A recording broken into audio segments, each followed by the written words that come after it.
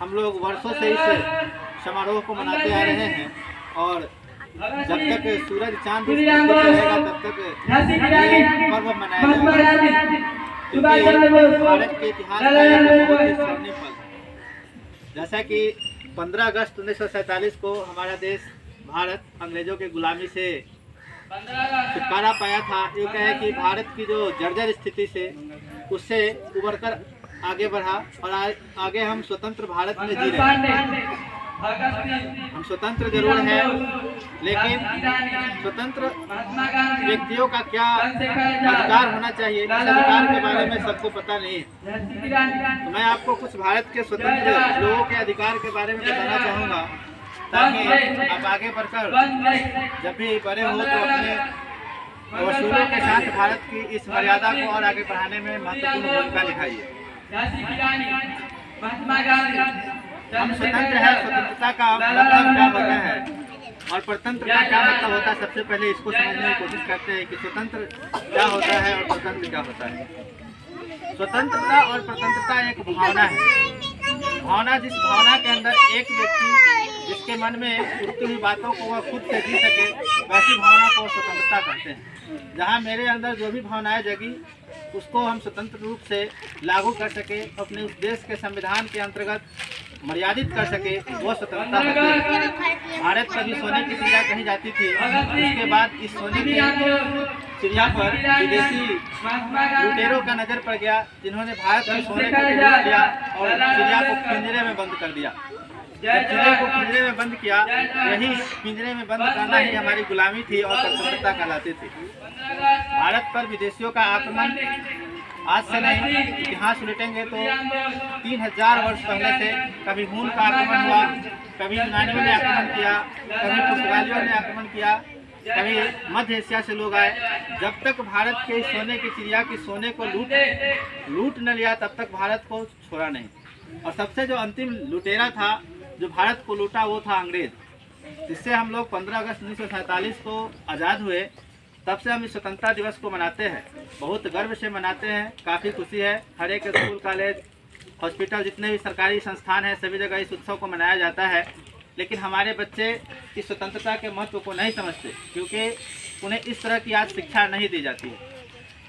आज हमारे समाज में शिक्षा का वो महत्व नहीं रहा जो पहले कभी हुआ करता था। जब भारत स्वतंत्र था तो लोगों में शिक्षा का महत्व पैदा हुआ और लोगों ने शिक्षित होने की ठान ली। अंग्रेज गरीब लोग भी विदेश जाकर, अमेरिका जाकर, जैसा कि महात्मा गांधी, जवाहरलाल नेहरू इंग्लैंड जाकर पढ़ाई किए।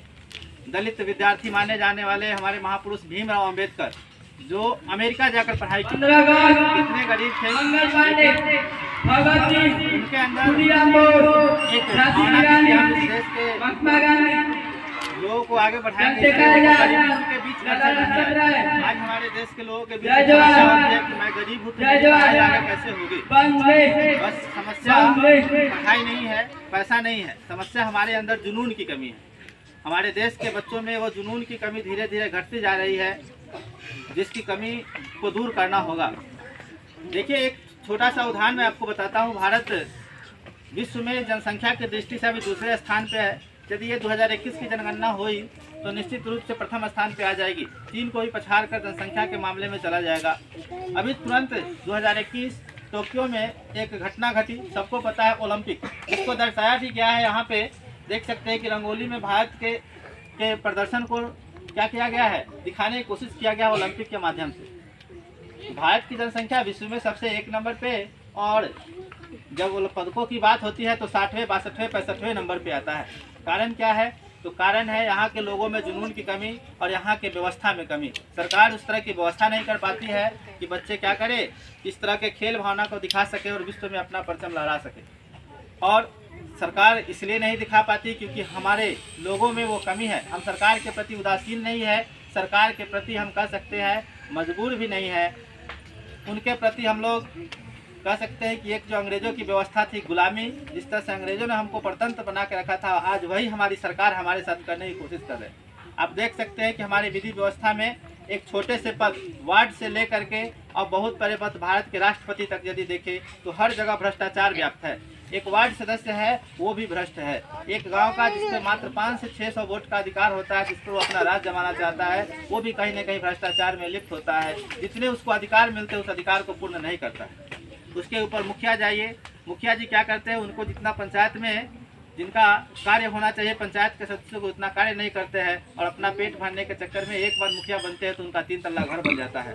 और जीवन भर सरकारी नौकरी करने वाले का जिनका पेमेंट उनसे बहुत ज़्यादा होता है, उनके पास क्या है, 1 तल्ला घर भी नहीं बन पाता। तो कहीं न कहीं ये भ्रष्टाचार जो है इतनी व्याप्त हो चुकी है जिसके कारण हमारा विकास नहीं हो पा रहा है। पुरानी बहुत सारे लोग इस स्वतंत्रता दिवस के अवसर पर पुरानी बातों को याद करते हैं, महात्मा गांधी को याद करते हैं, याद तो हम भी उन्हें करते हैं, लेकिन मैं आपको आज के इस युग के बारे में कुछ बताना चाहता हूं कि हमारा युग किस ओर जा रहा है और किस ओर हमें जाना चाहिए। जब तक हम शिक्षित ना होंगे, जब तक पढ़ेंगे नहीं, जब तक हम इसके शिक्षा के महत्व को नहीं जानेंगे, अपने संविधान को नहीं जानेंगे, संविधान में कितने क्या है अनुच्छेद है, क्या क्या लोगों के लिए प्रावधान दिया गया है, हमारे क्या मौलिक कर्तव्य है, क्या मौलिक अधिकार है, जब तक इन सब को हम ना समझेंगे तब तक हम इस देश में, स्वतंत्र देश में एक परतंत्र की तरह जीते रहेंगे। तो ज़रूरत है कि सभी बच्चे शिक्षित हो और अपने आगे आने वाले पीढ़ियों को शिक्षित करें।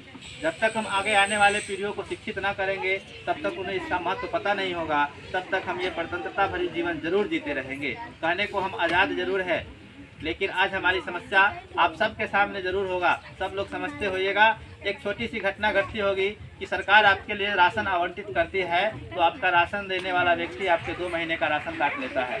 साल में 2 महीने का राशन क्यों लेता है जब मेरा वो अधिकार है?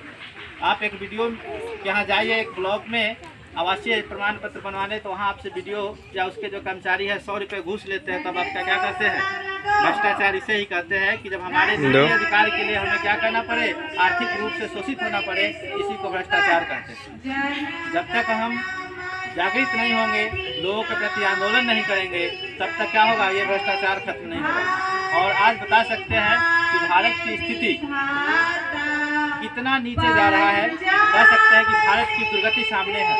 अभी तो नहीं, लेकिन निकट भविष्य में यदि 50 सालों की बात करें तो अगले 50 सालों में यदि भारत के बच्चे शिक्षित नहीं होते हैं और यदि क्या करते हैं कि अपने अधिकार को लेने की अधिकार को नहीं लेते हैं, तो गृह युद्ध छिड़ जाएगा भारत में, और ये भारत के लिए बहुत बड़ी दुर्दशा हो जाएगी। जिस देश में गृह युद्ध होता है उसके पड़ोसी देश या दुनिया के बड़े देश उसको लूट लेते हैं।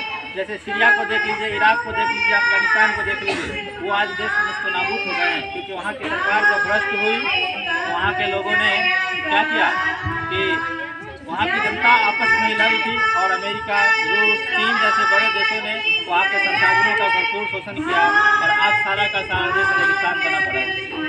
तो हम भारतीयों का परम कर्तव्य होना चाहिए कि हम शिक्षित हों, बढ़े, आगे बढ़े, अपने संविधान को समझें, अपने अधिकार को समझें, और हर व्यक्ति को जागृत करें। देखिए आपका अधिकार क्या है। तो चलिए आज हम लोग एक प्रण लेते हैं कि किसी भी भ्रष्टाचार के खिलाफ हम आंदोलन करेंगे, किसी भी भ्रष्टाचार में सम्मिलित न होंगे, किसी भी भ्रष्टाचार में सम्मिलित नहीं होंगे। यदि भ्रष्टाचार में हम सम्मिलित हो गए तो फिर इस भ्रष्टाचार को मिटाएगा क्या? यदि आप सब में से एक बच्चा यह ठान ले कि हम भ्रष्टाचार का विरोध करेंगे, हमारे देश की सबसे बड़ी समस्या अभी भ्रष्टाचार है। अलग अलग नेता इलेक्शन के समय जातिवाद, कभी राम मंदिर, कभी बाबरी मस्जिद, कभी CIA, कभी NIC, अलग अलग मुद्दों को लेकर भारत में चुनाव करवाते हैं, लेकिन वो मूल मुद्दा पर कभी नहीं आते। मूल मुद्दा भ्रष्टाचार है। जो भी भ्रष्टाचार के खिलाफ आवाज उठाता है उन्हें बर्खास्त कर दिया जाता है, उनके बारे में गालियाँ दी जाती है, उन्हें जेल भेज दिया जाता है। लेकिन भारत को गरीब बनाने में, इसको पीछे जाने में और गरीबी को गर्त में लाने में महत्वपूर्ण भूमिका निभा रही है हमारे भ्रष्टाचार व्यवस्था में जो है भ्रष्टाचार। तो प्रण लेते हैं कि हम भ्रष्टाचार को मिटाएंगे। जय हिंद, जय भारत, भारत माता की।